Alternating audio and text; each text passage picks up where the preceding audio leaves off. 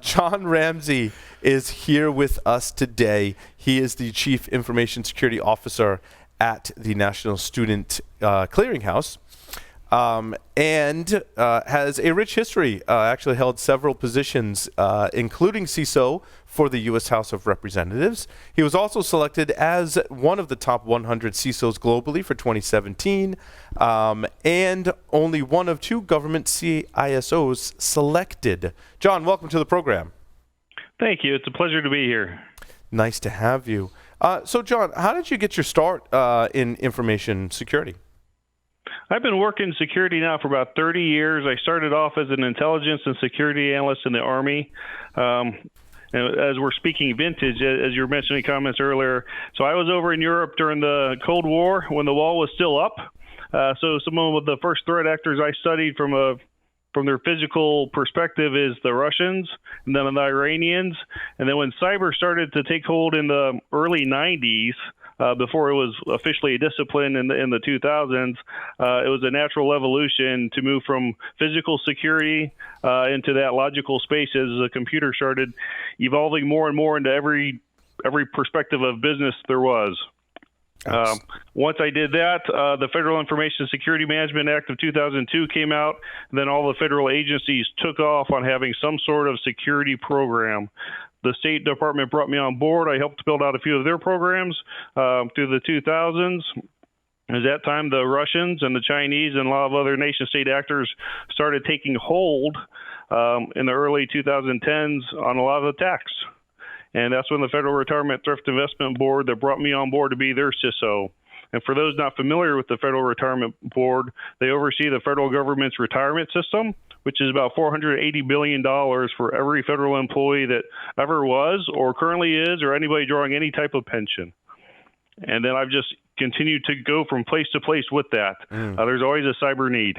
I mean, I remember working for a university and working very hard to make sure we protect the students' PII, essentially, right? Because they have to disclose a lot of that to enroll in the school. But you're collecting that up for every college and almost every college and university in the country, and K through 12, right? I mean, you have the university experience. Yeah, I grew up in the local government K through 12 realm, right? So, just knowing some of the cultures that are out there in education today, that makes security a big chore. Yeah, it does, and we provide this service.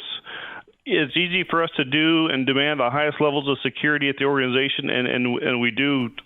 But we also have to tailor this to the fashion that security isn't equivalent everywhere. Some schools can afford more security than others. So when we provide secure solutions to receive their information, we have to take into account that we're dealing with every level of security that's out there as they process and transmit that to us. That's some unique challenges to your job. What's some of the most challenging things you have to do to protect all that data? There's a lot of challenges. The first thing is security is not equal everywhere. It's always hard to know where is the gaps in my security posture. And as the security market is just continually growing, every vendor out there will tell you, you need our tool. You've got to use us. If you want to stop the bad guy, invest money with us and we'll show you how to do it. So it's really figuring out when is enough security enough.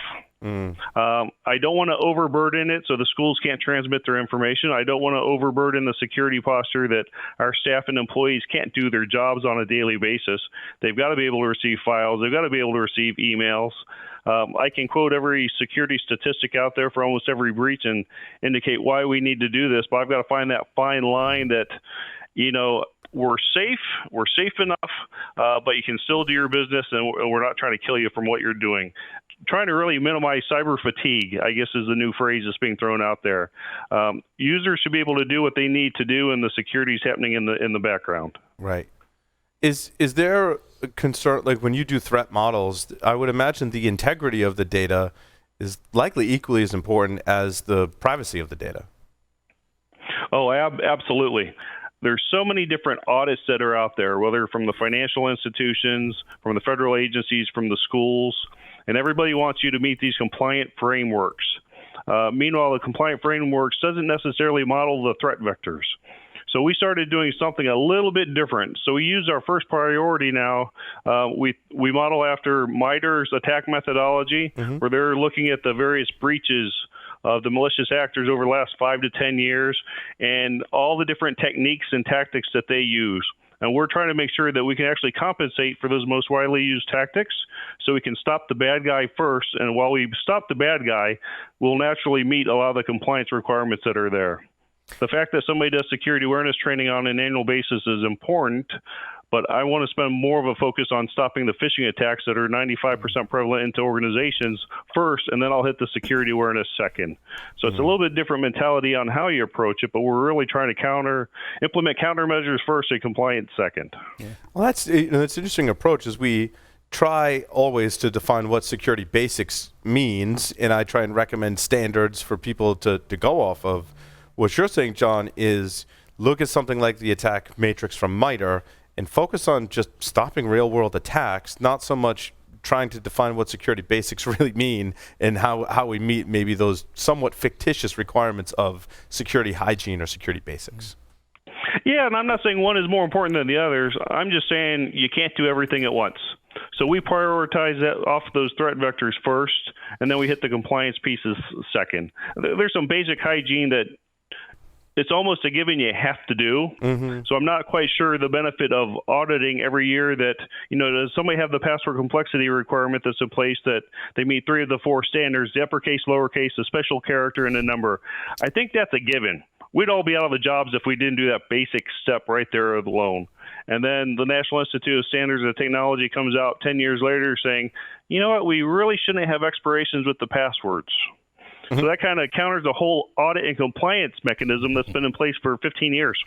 Yeah, right. But if you looked at it from a threat perspective, that regardless of the expiration date, that we set multi-factor, something as simple as that, along with every password that was out there, we've stopped the bad guy regardless of what the compliance mechanism was that's in place. Yeah, and I mean, we've talked about this on the show before, right?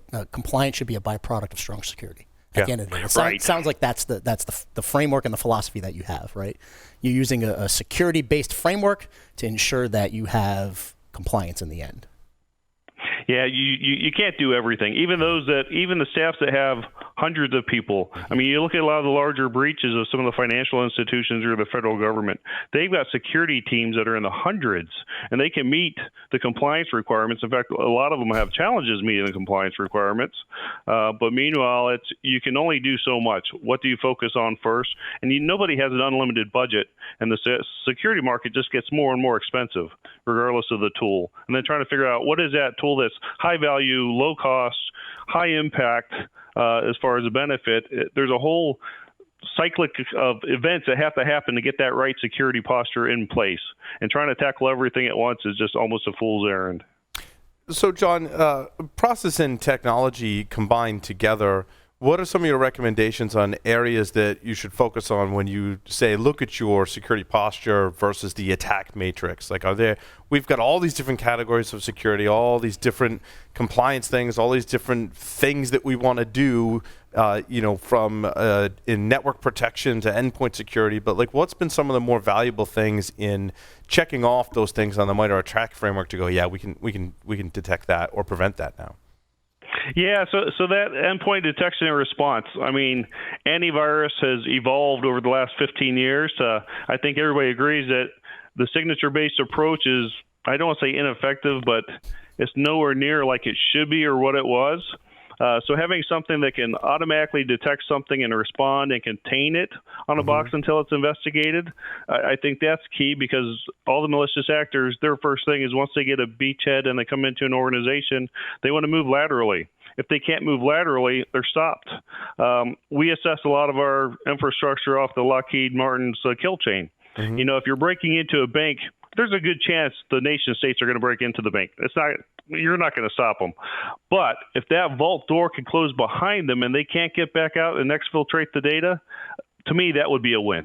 It's, put in the right mechanisms in place that gets you that biggest bang for the buck. So those EDR solutions that will do the automated investigations and almost immediate containment, critical.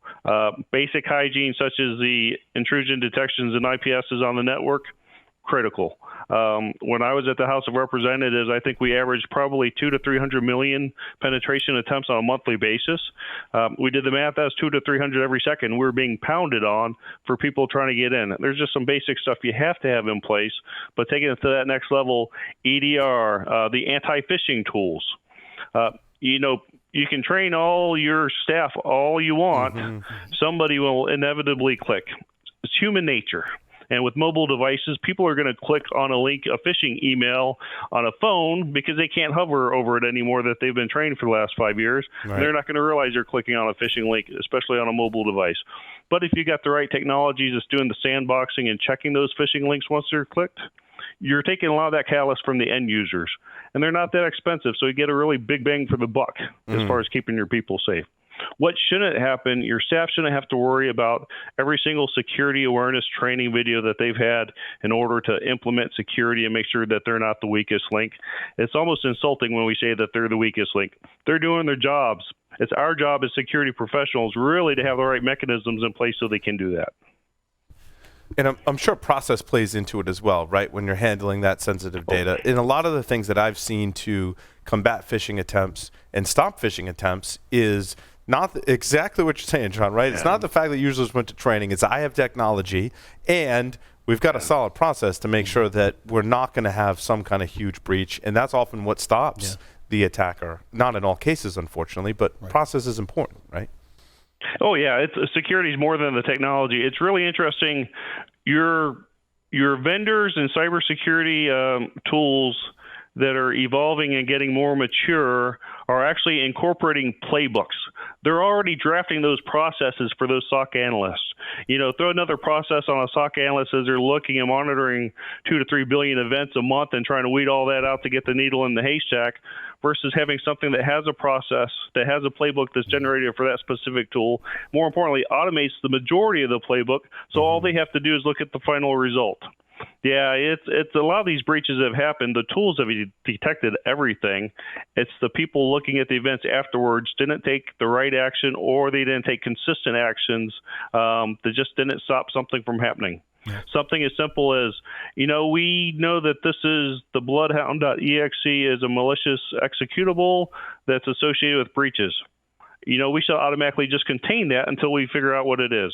Versus, we have an alert and we get to the alert 12 hours later. Although we've met our service level response time for looking at an alert, 12 hours later is too long.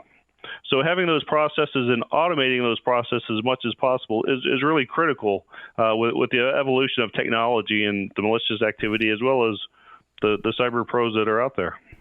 Jason? Yeah, no, I look at student information as a high value target these days, right? We're seeing all of these K through 12 universities getting breached. They're pulling data out of their student information systems, using them for phishing attacks, using them for the equivalent of business email compromise, right? Where they're targeting the provosts of schools, the chairman of their board, and really trying to firsthand. Yeah, right. Using it 20 for years ago, right? I've read some instances of they're leveraging the information to actually do some physical violence, right? So threatening students to try to get some level of extortion out of the threat. I'm interested in, are you doing data integrations with these organizations, right? How are you actually pulling the data into the clearinghouse? Not from a technical perspective, right? But, I would almost imagine that you have to be at even higher levels of security posture because, you're taking that information that traditionally lives in student information systems and bringing that up to a clearinghouse. Right. I'm sure they're not sending you a Word document with a macro, right? Well, it's funny. So the technology at the schools vary. Yeah.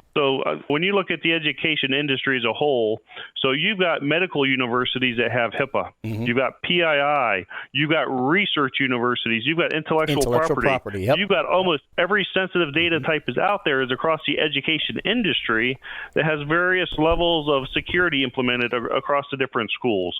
So the education industry just has a giant target on the middle of its back anyways. And a lot of people are doing a lot of great things. EDUCAUSE is an institution out there that tries to deploy common security standards. We've got our own Information Sharing Analysis Center, the REN ISAC, which tries to fuse in all that cyber threat intel and cost-affordable mechanisms. And then you've got us. We try to partner with the two to get the word out as well on the different business units. How do you secure your data at the schools? How can a registrar and enrollment officer, what they can do and what they should be cognizant of? And this is where we've really taken heart to the zero trust principles from Forrester. Outside of our organization, we trust nobody. I don't think we can afford to trust anybody. So we make everything that comes in get scanned or checked of some sort. And then internal to our organization, we have various levels of trust where by the time that it hits our databases, that it's gone through the most rigorous checks you could imagine that it's coming from who it should be coming from. And that's the only way we can do business. We can't have one-offs. We can't have 1,000 different configurations depending on the schools. It's really based off the levels of access and trust and, to make sure that we keep all that data safe. No, that's actually great. And, I look at it this way, right?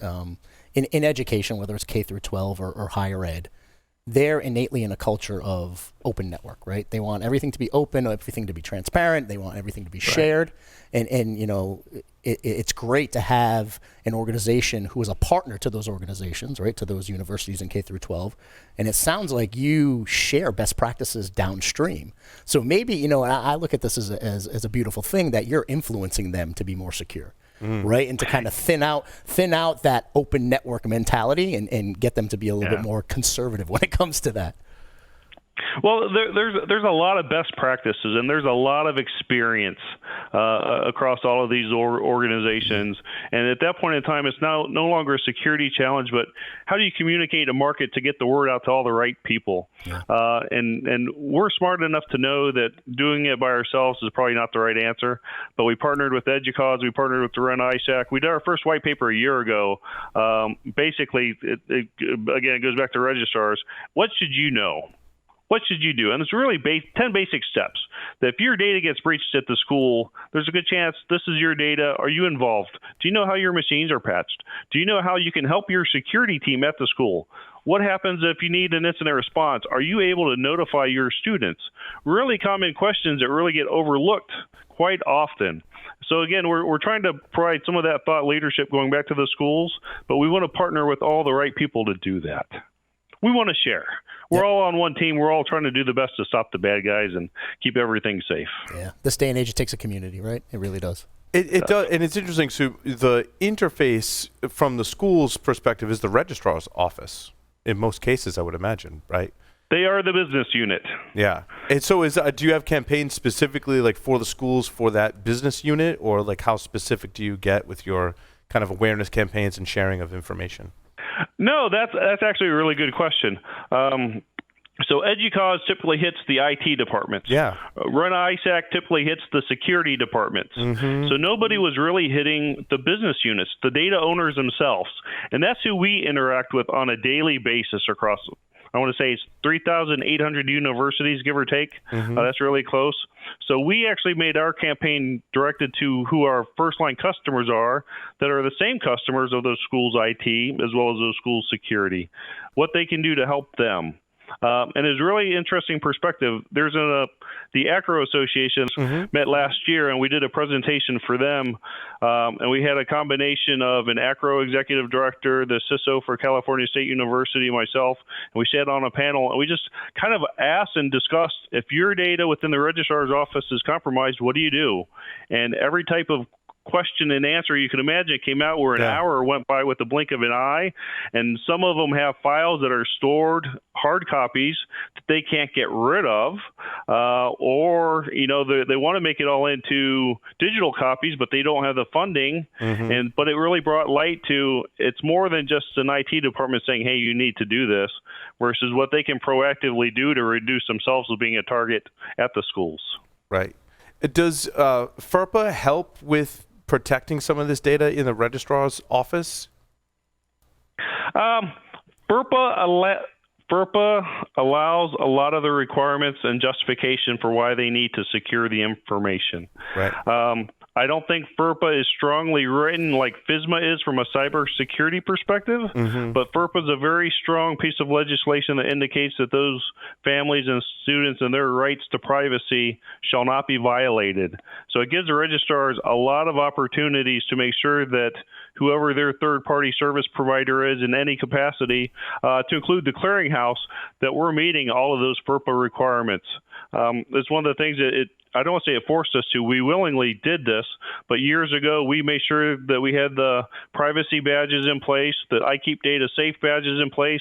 We want to make sure that when we get their data that we're instilling every level of confidence we can, that we're keeping their stuff safe and secure. Yeah, and I briefly went on the website earlier and just kind of looked at your mission statement, which has trust in data as part of the core mission, which is awesome. Right. And then you have an entire privacy page, right, which talks about your commitment to FERPA, your commitment to the Student Privacy Pledge, even all the way down to leveraging trusted services principles.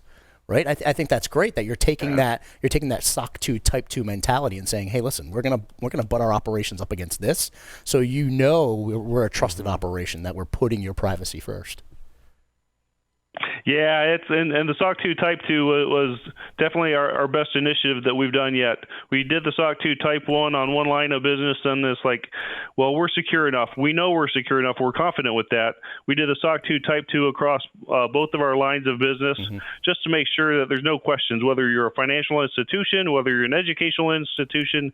Data is data. We're going to keep it all secure, but more importantly, we're investing time, money, and resources just to make sure that we're doing the people, processes, and technology to support the cyber posture as we should. Right. No, that's great. Yeah, it just shows that you're taking a holistic approach, right? Because you have all of these different, checks and balances in place to ensure that you're putting trust and data integrity and privacy first. Yeah, fantastic. More questions for John? John, thank you so much for appearing on Business Security Weekly. Hey, thank you again for the invitation. Y'all have a great day. You too. Thank you. Nice to meet you, John. And with that, we'll take a short break, come back with the business security news. Stay tuned.